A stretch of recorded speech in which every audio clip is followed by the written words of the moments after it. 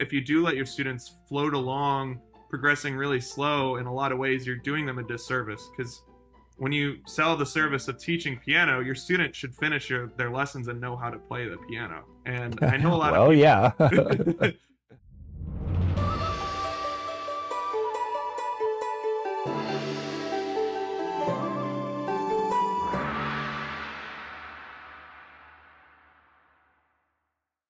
Welcome to the Piano Sensei Way. I am your host, Clinton Pratt, and I am here to help you master the art of running a successful piano teaching studio. Today, we're going to talk with Jake McHugh, and I'll have him introduce himself, but I just want to tell everybody that I'm super excited because I haven't met him before, but I was having a discussion with him in a Facebook thread, and I thought, oh, wow, he has really cool ideas and thinks like me, because of course this is the Piano Sensei way, which means like my way is the best way. So not to be egotistical, but it's just kind of our ongoing joke or whatever that, this is the Piano Sensei way. So this is how I do things. And if you want to be successful like me, do it my way, right? So it's just kind of like tongue in cheek or whatever. But Jake had some similar things that I think about things. But I may play devil's advocate too, and just to challenge different ways of thinking or whatever. All right, so I would like to welcome Jake. Tell us where you are and what you do or teach. Hi, I'm Jake. I teach mainly piano and bass. I actually have a studio called Pinnacle Music House out in Richmond, Virginia. And so it's just me and one other teacher. I do most of the teaching, and then he teaches kind of a few lessons on the side, and hopefully he'll grow as well. So just a little piano studio out in Richmond, Virginia. Okay, great. And how long have you been teaching? So I got my first student, let's see, in December of 2022, I think. So not a super long time. I did have a few students off and on during college, sometimes between summer break or something like that. But really what happened was I was working a sales job and I thought, I could probably do this for myself and have a pretty good time. So then I started trying to find clients, and I actually still have my first student, which makes me happy. So Okay, yeah, that's fun. Yeah, so you haven't been teaching terribly long. I've been teaching probably 23, 24 years.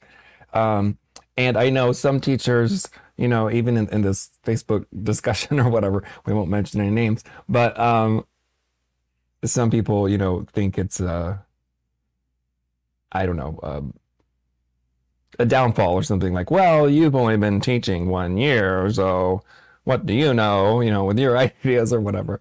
But just because you're young or don't have that much experience yet, that doesn't mean that you can't think about how to teach and want to teach better and have good ideas, and right? I mean, what do you think about that? yeah, I think experience, if you're qualified, is great, So if you've been teaching for 20 years and you're doing a great job, then awesome. But I think a caution or a danger with piano teaching in general, in my opinion, over music education in general, is there's a lot of lack of quality control. And so before I started teaching myself, I applied to a few similar businesses to what I'm doing. Actually, I applied to Guitar Center to teach, and they didn't even require a audition to do it. And so you just think about that, all over the country, anybody could theoretically say they're a piano teacher or a music teacher in general. Um, and I question a lot of the ways that I see some of things being taught in music education. I can't think of specifics now, but I remember hearing people in college speaking about their music ed degree and thinking, that sounds a little too idealistic. So I've kind of been trying to do it my own way, and I do study things and try to learn, but I take caution just taking everything at its face value too. Yeah, I have a funny story too. When I first started teaching, and I actually joined the board. I was on the executive committee for the local music teachers association, And I was like, oh wow, I felt honored to be on it. But really, it was like they were having trouble getting volunteers to be on the board. So I was on the board. I was young, fresh teacher, whatever, and I had all these ideas. Like I was questioning everything because I just started, so I was bringing up all these things and questioning, like, well, why do you do it that way? And some people would get a little bit offended, like, well, we've done this way for this many years. However, pleasantly surprised because they kept voting me to stay on the board. So I think they appreciated, the sort of like the fresh ideas and just like having somebody younger, I don't know, maybe inexperienced is not necessarily bad because you're just like you're learning things and eager and whatever. But anyway, Yeah, and that was yeah. something that the people commented online too. They'd say, "Well, you know, you've only been doing this for so long. What do you know? You shouldn't even try. Go find someone to help you." And I actually do take lessons, but one other thought I have is and maybe you could correct me on this, but I think most piano or private teachers don't have that many students anyway. And so when I was growing up, I had a private piano teacher. She passed away actually, but um, I don't think she must have had more than 10 students. And so she had been teaching for decades, but if she was only teaching 5 to 10 students, that's a completely different experience and rate of growth as a teacher than it is teaching 20, 30 something students a week back to back to back, running into things. Because when I started, I was definitely fumbling a lot, and I probably still do, but um, I was able to quickly fix those mistakes because I would be reinforced in my way throughout the day. So I screw up with one student and they go, well, that was wrong. Or maybe I thought blamed it on the student for that lesson. But after three more, then I went, oh, okay, maybe I can fix something. Right. Yeah, I'm curious what the stats are on like average number of students. I don't know because yeah, when I started teaching, I mean, I probably had 30 or 40 students a week. Um, I know a lot of teachers that even have more than that, like 60. But there's probably a lot of part-timers too, and I have no idea. So yeah. So let's get into sort of basically, yeah, I wanted to talk with you about setting standards and expectations for students, and tracking progress because that was the post that you did in the group that got all this discussion. Why is this something that you're thinking about, or what do you think about imposing minimum expectations for students? Yeah, so partially I don't know. That's why I put the post on there. Mm-hmm. So a lot of people made assumptions that I was planning on implementing that tomorrow to my students that I've had, and I didn't necessarily. I mean, I lean one way, and I'll get into that in a second. But I didn't necessarily have an opinion either way. I was just kind of trying to see what other people have done. The reason this came up is there's a school. I might have even sent them to you. There's a school out in Australia called Muso Music Academy, and they have had a really positive effect on my teaching just watching some of their videos and helping me. And I believe, if I understand their teaching correctly, they do impose a minimum. And the way they do it is they're pretty ambitious with their students, but I believe they impose a minimum of 2 ABRSM grades a year, I think. Um, and I Wow. don't know if that's a good standard or a bad standard or anything, but their students are very successful and they, in the videos, seem to enjoy playing quite a lot. And so, I think in one sense, when you're a piano teacher, if you do let your students float along, progressing really slow, in a lot of ways, you're doing them a disservice because when you sell the service of teaching piano, your student should finish their lessons and know how to play the piano. And I know a lot of Well, people, yeah. a lot of people take lessons and then can't really play even after a long time. And I think a lot is, I don't know if too nice is the right words, but teachers that are so relaxed to a fault, too relaxed to a fault, where a student will take a year and a half to go through a Faber Primer book or something, and then, well, that's okay. You don't need a push. We'll just keep it at your own pace because we don't want you to get upset. Hmm. And I personally think that the teachers that I've had growing up that stand out to me are the ones that push me to be my best, that pushed me beyond where I thought I was able to be as a musician or as a person. And so thinking that through with minimums was something I thought, well, maybe the opportunity of failure would inspire people to take it seriously. Yeah, I think this is a big topic, and there's different kind of teachers and different kind of studios.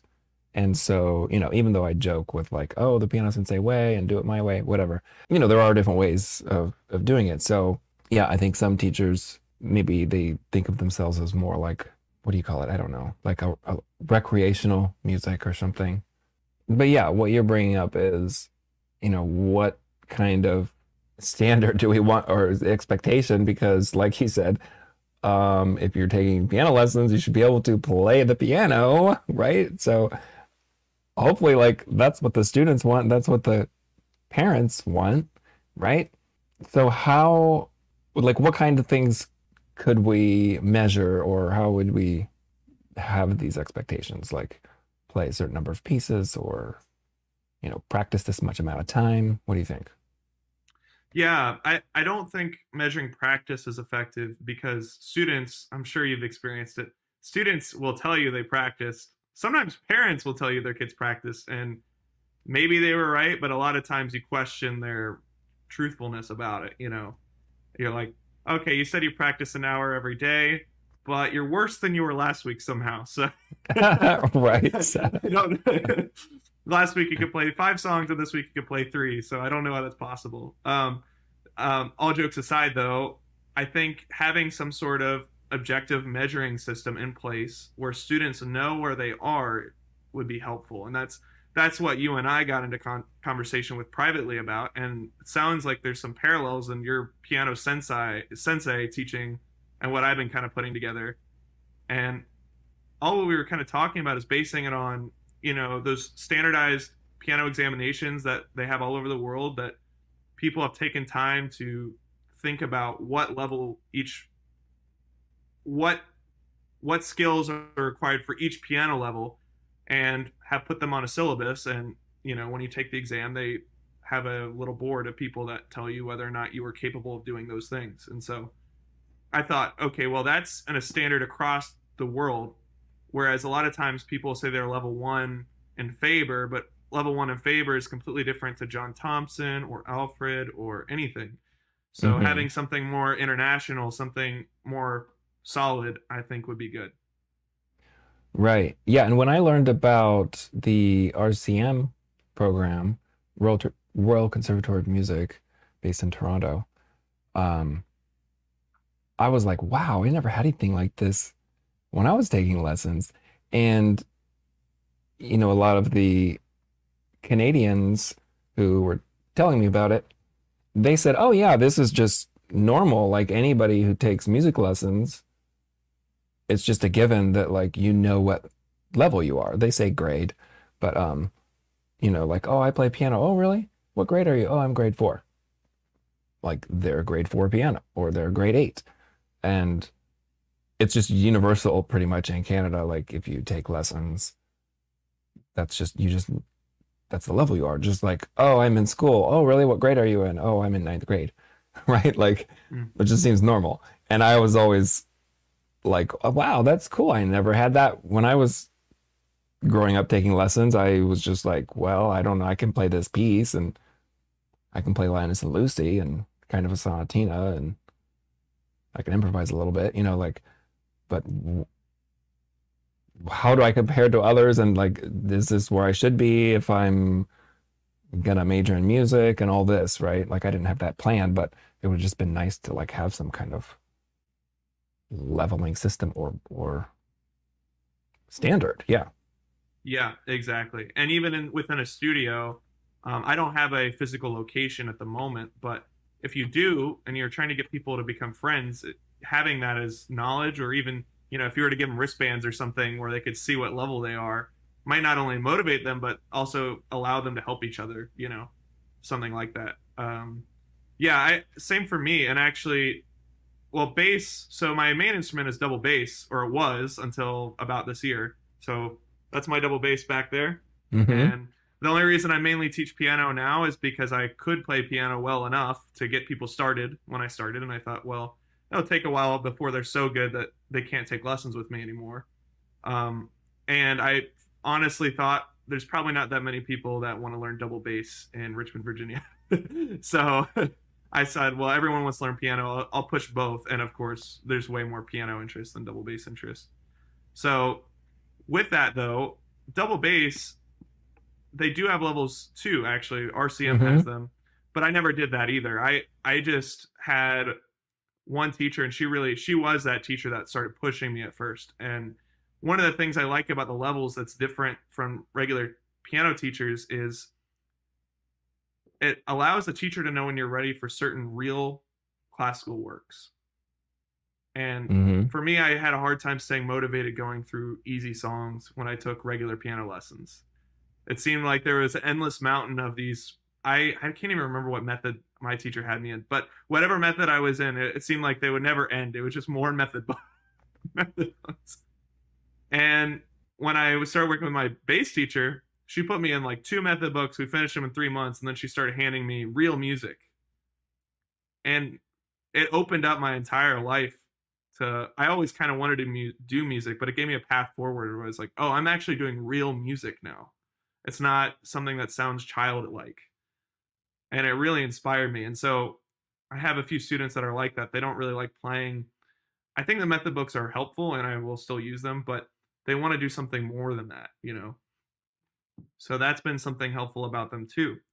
When I was in college, what's funny about the RCM method is they gave me a book in Ear Training 101 or something, Theory 101. And I didn't recognize the book. I didn't think about it, but we went through it.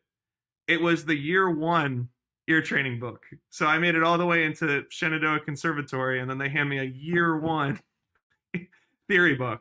And I thought, well, that's when I realized that learning about RCM, I thought, well, that's not good. You shouldn't be able to go to college and they assume that you can't do a year one book. That's interesting. And I know some college auditions, like, they don't even have you sight read. If they did, I probably wouldn't have gotten in because I was a horrible sight reader. It would take me forever to learn a piece, but I did, I would learn pieces and pieces hard enough and advanced enough to play well and play an amazing audition. And then like reality hit when, I go to my first lesson, I'm like, okay, here's your new piece, play it for me next week. And I'm like, oh my gosh, there's no way I can read that, like it was horrible. I didn't have any sight reading skills really. And I know the RCM and some of the others, they have sight reading as part of one of the components of the exam, right? I mean, you could still totally bomb the sight reading and pass the exam, but if you want to do well, you would work on that as well. Yeah, yeah, and my school did have some sort of requirements. I don't remember them. I remember they gave me another piece of music that I had to sight read in the audition, and I have to imagine I totally bombed it because, for all intents and purposes, I was basically rhythmically illiterate for the first year of college, and after that, started figuring out. I think actually the biggest trick for me was just being able to visually or even physically draw in lines between the beats and see how it all broke apart. When I figured that out, it was and figuring out how to count out loud with a steady beat and all those things. It was very helpful to just be able to do it. But before then, if I saw anything other than quarter notes, half notes, or whole notes, and it was in a sight reading thing, it was gonna go. It was gonna be really rough. So I understand your pain there. One interesting thing about the requirements, I say this respectfully, but there was only two people that commented that they do impose requirements on them, on their students, and also the school in Australia I told you about, Muso, is similar to that, and they're all culturally Asian. So I talked to one of the guys in the comments, and we talked for a while. I can't remember his name, and I probably shouldn't bring it up anyway. But he imposed minimum expectations, and the studio out in Australia is, I believe, the owners of it come from Hong Kong, so they're very modern in their way of teaching. They make it fun, but that was something I noticed, and I wonder if it's a different way of thinking compared to more of the Western model we have here right now that's going on. Yeah, maybe. I mean, so we have the benchmark program at my studio.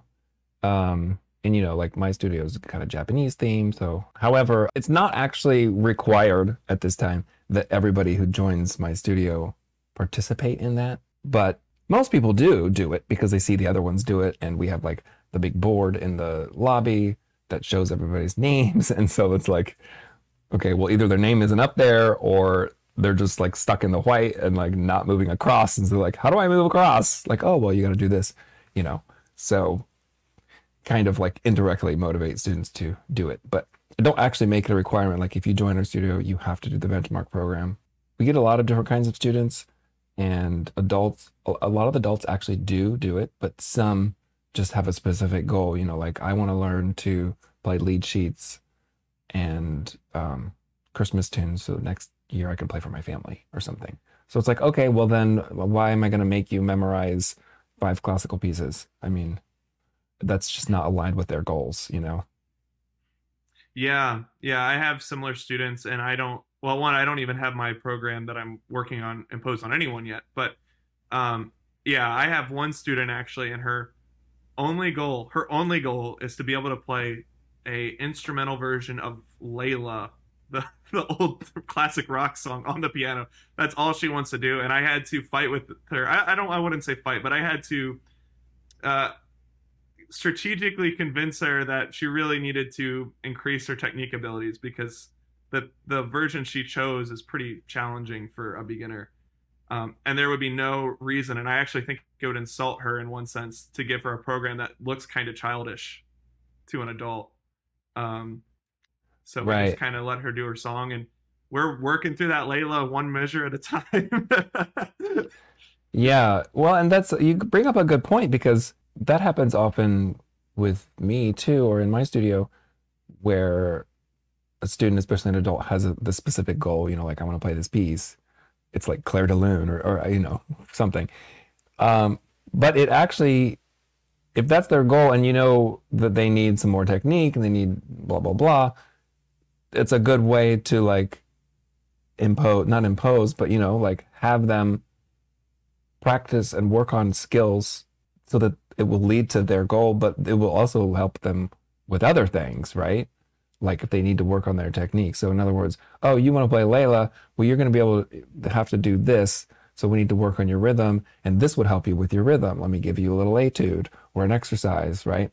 I think that's important to know that even if there is one specific goal that seems, I don't know, narrow or whatever, as a teacher, we can use that opportunity to sneak in the other skills because they actually need those other skills too for that, right? Yeah, you actually just gave me an idea with her because I don't know if I've always done the best job explaining why she would need to do certain things. I might. She seems content with the lessons, but yeah, sometimes, you know, I'm working on having her count out loud right now, and that's something that she's, I would say, not excited about, and maybe I could do a better job explaining to her why we're doing that. And we did write it in actually in Layla for part of it. That was kind of fun. But yeah, and then the other thing is, yeah, at first when I started teaching, I wanted to be the teacher that could help everybody.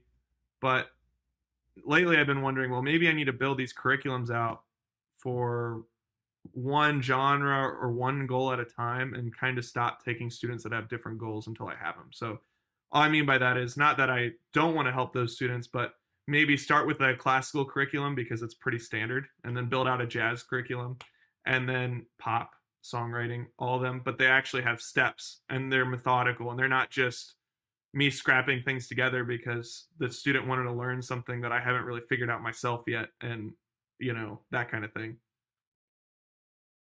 Do you want to connect with other teachers in person? Do you want to learn new teaching strategies and explore outside the box approaches? Join us at the Creative Teaching Conference, a radical retreat to recharge and reinvigorate your teaching. This unique conference was started by me and my 2 friends and colleagues, Christopher Oil and Tony Parlapiano, back in the summer of 2022.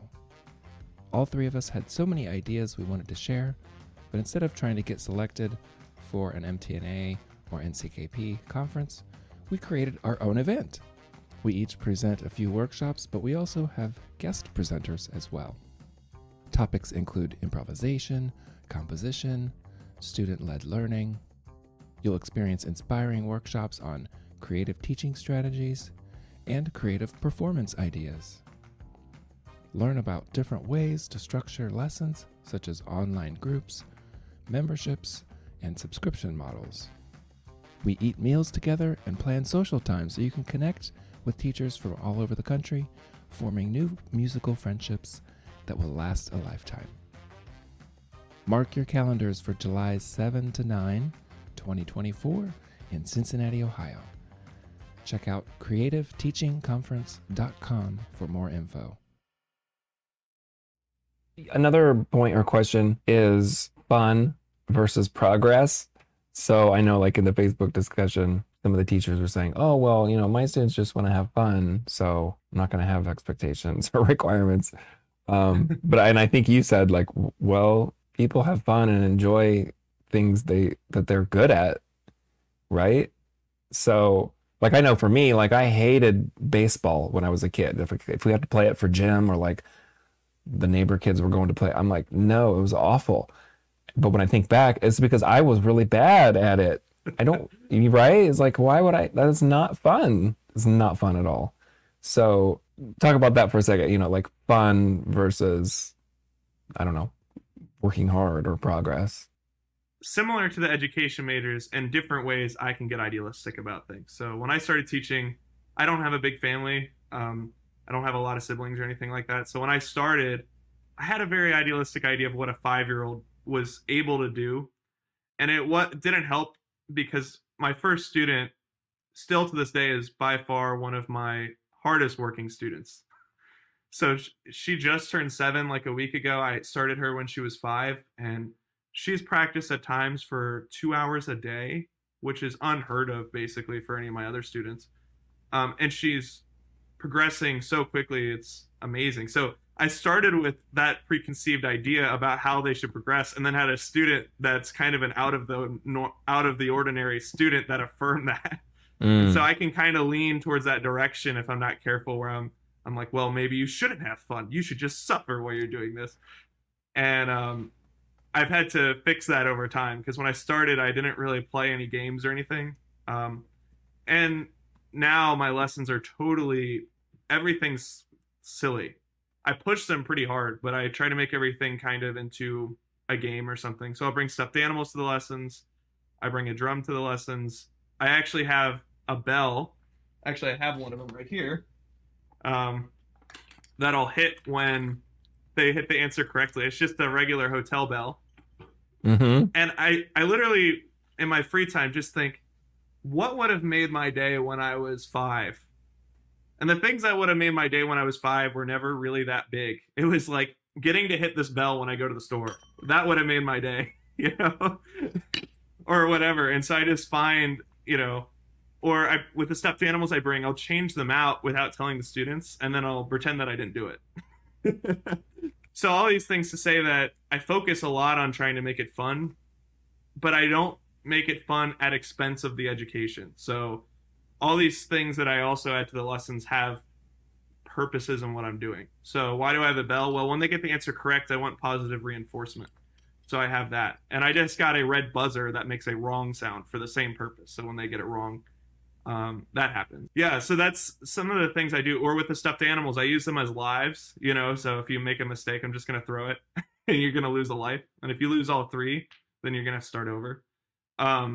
Just whatever I can do to make it fun, because I want them to get in those repetitions.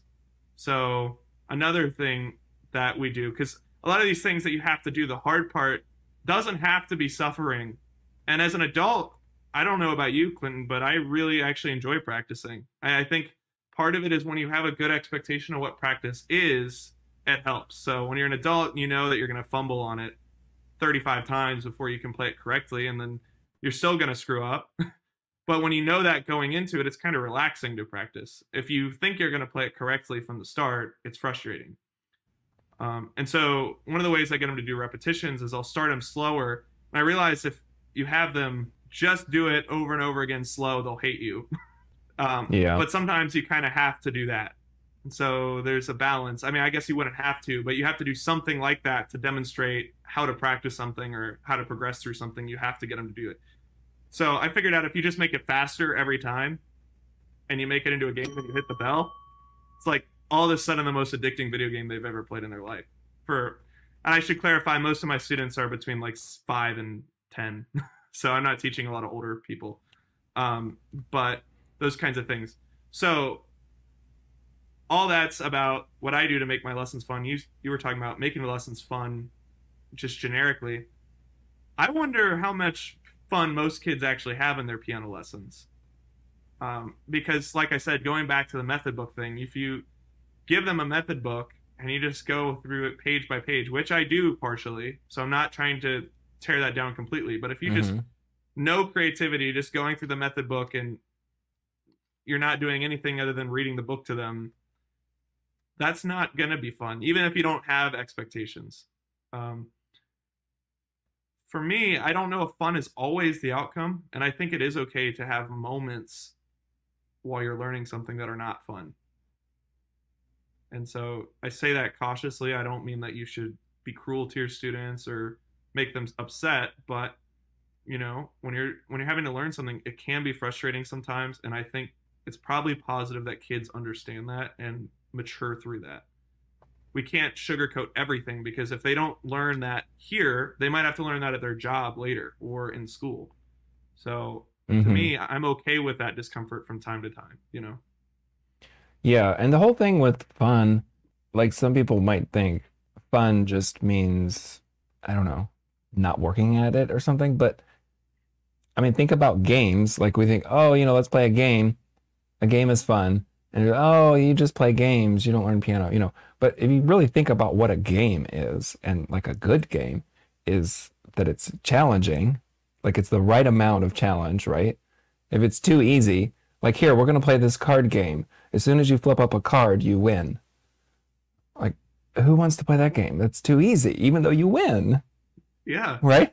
But, or the other, you know, if it's too hard, like here, you flip up a card, you have to flip up 6 random cards in a row, and like they all have to be a 5. Well, that's impossible, right? So like a fun game. I love board games and everything, and like my favorite ones are, when I think about it, they're challenging, like they're kind of hard, but not too hard, right? And so it's like, so you want to play it again because you want to like beat it. And so I think that's also kind of what you're getting at, is it is fun to work at something and try to get, you know, or I want to get you to ding the bell for me. So I want to work hard to get it, right? Or like, oh, I have to play this slow because the game is to play it 3 times in a row correct, no matter what the speed is. So, okay, well, I'm just going to go slow and be very disciplined and focused, right? Yeah, I think too, when your student does get it right, it's really important, especially if you're teaching a child, that you risk over rewarding them. You know, like when my student gets it right, I'm hitting a bell. I'm going to be like, that was amazing. I'm giving them a high five, because one, I wonder if sometimes kids are not only not rewarded for good things they're doing, but are also maybe even punished, you know, depending on their home life or school or whatever. And I think as piano teachers, especially in a private lesson setting, you have an opportunity to build a really good mentorship relationship with that child, where you can support them while they're trying to better themselves. A lot of my students, not at first, but especially within the last few months, I've kind of developed really close relationships with them, just, you know, in a professional way. But a lot of that, I think, is because when you're genuinely rooting for them and you're checking on them to see they're practicing and all this, and you show that you want them to succeed and you celebrate with them, that's fun. I wonder, a lot of times people now think fun is something like euphoria without challenge all the time. I think it's what most people think fun should be, which would get boring after a while. So, right. The most fun is when you don't think you can do something and you've been trying and trying and trying, and then you succeed in a big way that you never thought was possible. Yeah, and it's interesting because I know there are a lot of, I get a lot of prospective students at my studio, and the parent says, you know, oh, we just want them to have fun. And a lot of that is like decoding what they actually mean. Because like you said, I don't think they actually mean we don't want them to learn anything. Like, right? I mean, they just mean, well, I don't know. What do they mean? They mean we don't want it too strict, or like where they have to do some competition they don't want to do. Like, I guess that's what they mean when they say we just want to have fun, right? I don't know. What do you think? Yeah, that's a good question.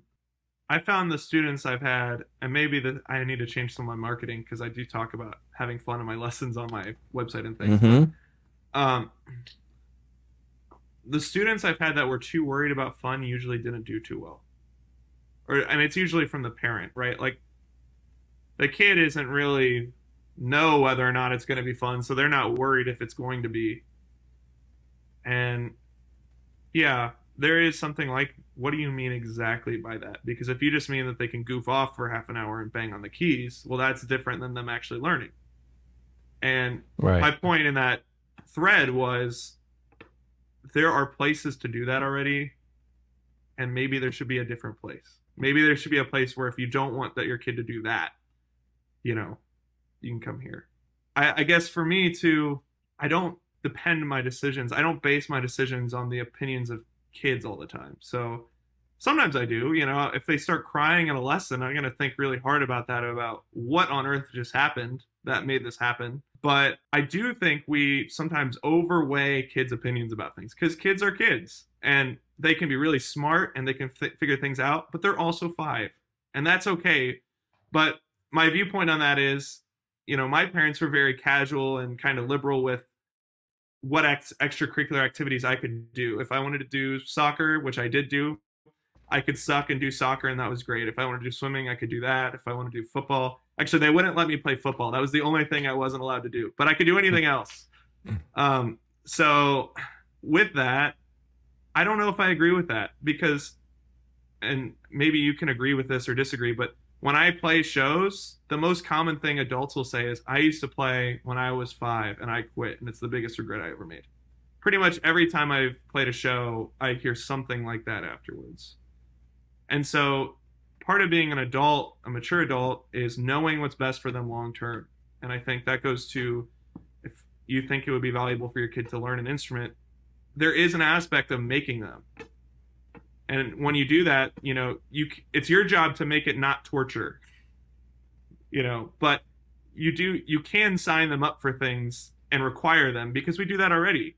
And I don't personally see a convincing argument that English class is less or more important than music class. I think they're equally important for different reasons. And I would say the same for sports, even though I'm very out of shape. Because these are parts of life that people need to understand and have exposure to, and even have, to some degree, some competence in to be well educated.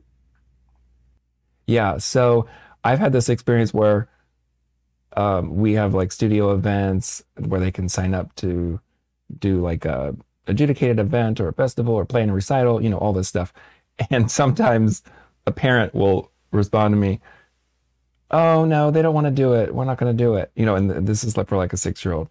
Yeah. And I'm thinking like you, I'm like, well, of course they don't want to do it. Like if you just ask them like it's, I don't know, like it's just an open choice or like it's a chore or something, like, "Hey, do you want to go do this thing?" Like, no, why are you letting them, the 6-year-old, say they want to or not want to? Like, here, this is what we're doing, right? And so like I'm trying to get the parents to sign the kids up to do stuff. And some of the parents ask the kid, like, "Do you want to do this?" And so I'm trying to like diplomatically and politely tell the parent, like, no, just sign them up.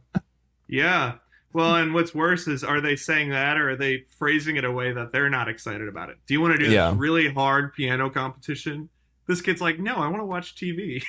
Right. Which is what I would say, Yeah. And I think too, one of the reasons kids feel like practice is a chore, and this took me a while to figure out, is they make the kid go by themselves into the other room and practice with a timer. I'd say that's default parent position on practice. Is my teacher says you need to practice every day, so you need to, by yourself, you 5-year-old, go in that room away from me so I can make my coffee and practice the piano. And that's not effective. Unless, in very rare situations is that effective. And now I completely put the practice on the parents. And I'll say, you need to work with your child on this. And when the kid doesn't practice, I'm like, you need to ask your mom for help. I don't say, you need to practice, because they're 6. Or 9 even, Right. And then when I talk to the parents, I show them what we worked on and teach them how to make it fun at home. Mm-hmm. And I've seen that really open some doors, because when it becomes a quality time between you and your parent that you love, hopefully, you know, then it's cool. But when you just send them away like it's another chore, then yeah, it is challenging to want to do those competitions and those things. And I agree, you should just sign your kids up. For me, I learned that sometimes you do things that you don't feel like doing, so later you're happy you did them, you know? And I think if you're a parent, you have to know that about your kids. If they don't want to do the competition, well, okay, but what if they win? Because if they win that competition, that might change their entire life. You know, even if they place third, it might have a really big impact on them. And Right. actually, the 6-year-old, when she was practicing that much, was for a competition, like a practice competition I did. And right after that, she submitted this thing for the Parent Teacher Association. They have a competition apparently for songwriting. I had no idea. So she submitted a song she wrote to that. And she won the school, the city, and now she's on to states. And she'll probably win it because she's so young, you know, and then national is coming up. And she wrote a real song. And what do you think that's going to do to a kid when they realize that they're actually able to do something when they're 7? Mm-hmm. You know? Even if they don't win, like that can be motivating too, right? Like me, I'm kind of competitive. So if I did it and like, oh man, I didn't win, I bet I can next time, or whatever, right? Yeah, that's right. Okay, well, we're getting close to the end of our time, but I wanted to also bring up this analogy of like having a trainer, right? And so when we're talking about like students sign up for lessons, they want to play piano, and then you're kind of like their trainer, where it's like, okay, well, that's what you want to do. I'm going to help you get to your goal. Now you need to do this, this, and this. In other words, like, trust me as your trainer or coach. Now we're going to do these, you know, things that, you know, you got to be able to play these scales and do these things. Yeah, well, what started that is a lot of people said, well, what about students that go at their own pace? And I push my students.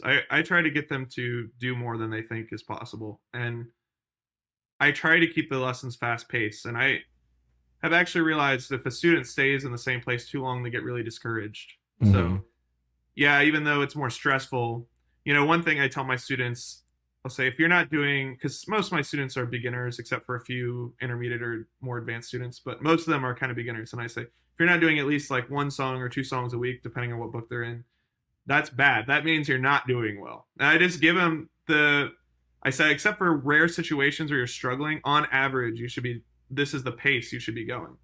There is a truth that people work at their own pace, but I think we take that too far. So the reason I brought up the personal training thing is because, speaking of being out of shape from earlier, I know I'm in this group gym class and they have like gym coaches that talk to you during the week and everything.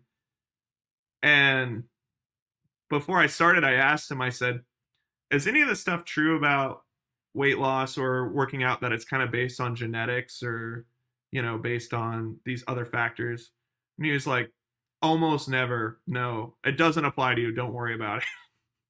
You know, he just shot it down right away. And I think that's kind of true for piano students. I mean, I've taught a couple of students with special needs or, you know, situations like that where it's probably true. But for most kids, they can progress and excel. But if you say, well, they have to go at their own pace, which means they have to do 1 song a month, and the songs are for a beginner, so they're only 4 measures or a page long, or, you know, whatever. That's a long time to work on 1 song. You know, and so my point is, at some point it comes down to eating right and doing the reps, or on piano to respecting your instructor, listening, and your parent helping you at home, and just practice. You know, rather than just not listening and then saying, well, it's because I have different strengths than you. All right. Well, I think we'll wrap it up there. This has been a great conversation. I'm sure we could go on about it more. Maybe we can do a follow-up. Thank you for having me on. And yeah, I appreciate the conversation. To the audience, remember there's always a video version of the podcast on YouTube, which is also the Piano Sensei Way. Check out thepianosenseiway.com. Make sure you subscribe. You can put your email in there and be notified of new episodes. Thanks everyone for listening. Until next time, take care.